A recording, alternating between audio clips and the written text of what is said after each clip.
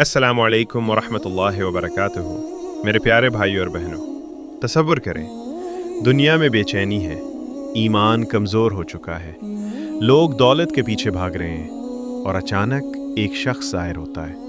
वो बारिश बरसा देता है, ज़मीन से ख़जाने निकलवा देता है, बीमार को ठीक कर देता है और फिर ऐलान करता है, मैं तुम्हारा रब हूँ। ये कोई फिल्म नहीं, ये वो फितना है जिससे हर नबी ने अपनी उम्मत को डराया। नबी करीम सल्लल्लाहु अलैहि वसल्लम ने फरमाया, आदम अलैहिस्सलाम से क़यामत तक दज्जाल से बड़ा फितना कोई नहीं होगा। सही मुस्लिम। आज हम मुकम्मल हकीकत जानेंगे। दज्जाल कौन है, कहाँ से आएगा, इसका फितना कितना ख़तरनाक होगा और इसका अंजाम क्या होगा। हिस्सा 1, दज्जाल कौन है। लफ्ज़ दज्जाल का मतलब है बहुत बड़ा झूठा धोखा देने वाला। वो एक इंसान होगा, कोई जिन, शैतान या फरिश्ता नहीं। हदीस में आता है, इसकी पेशानी पर लिखा होगा काफिर, जो हर मोमिन पढ़ सकेगा, चाहे वो पढ़ा लिखा ना हो। ये अल्लाह की ख़ास निशानी होगी।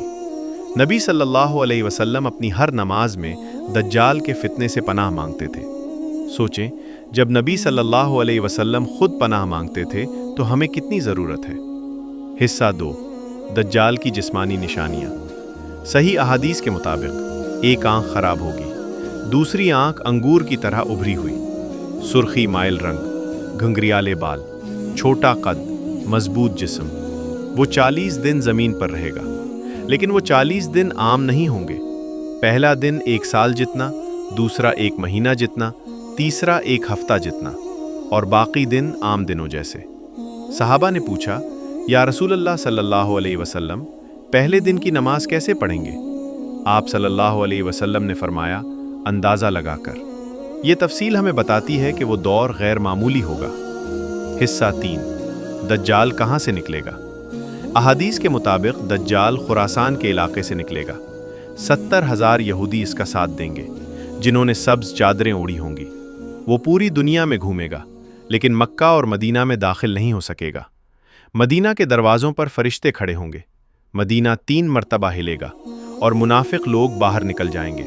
ये ईमान की बड़ी आजमाइश होगी। हिस्सा 4, दज्जाल का फितना कितना ख़तरनाक होगा। ये सबसे अहम हिस्सा है। दज्जाल के पास ज़ाहिरी ताकत होगी। वो आसमान को हुक्म देगा, बारिश होगी, ज़मीन को हुक्म देगा, फसल उगेगी। वो एक नौजवान को कत्ल करेगा, फिर जिंदा करने जैसा मंजर दिखाएगा। वो कहेगा, देखो मैं तुम्हारा रब हूँ। इसके पास जन्नत और जहन्नम जैसा धोखा होगा। नबी सल्लल्लाहु अलैहि वसल्लम ने फरमाया, इसकी जन्नत दरअसल जहन्नम होगी और इसकी जहन्नम दरअसल जन्नत होगी। कितना बड़ा धोखा। इसीलिए ईमान मजबूत होना ज़रूरी है। हिस्सा 5, दज्जाल से बचने का तरीक़ा।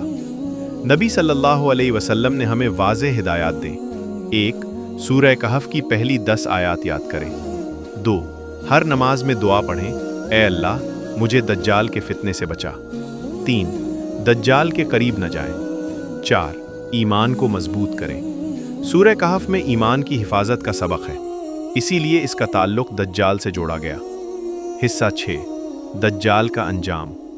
जब फितना उरूज पर होगा, हज़रत ईसा अलैहिस्सलाम आसमान से नाजिल होंगे। वो सफ़ेद मीनार के पास दमिश्क में उतरेंगे। वो दज्जाल का पीछा करेंगे और बाब-ए-लद फ़लस्तीन में उसे कत्ल करेंगे। जैसे ही वो उसे देखेगा, वो पानी की तरह पिघलने लगेगा और फिर दुनिया में अमन कायम होगा। मेरे भाइयों और बहनों, दज्जाल का फितना ताकत का नहीं, ईमान का इम्तहान है। अगर हमारा ईमान मजबूत है तो हम महफूज हैं।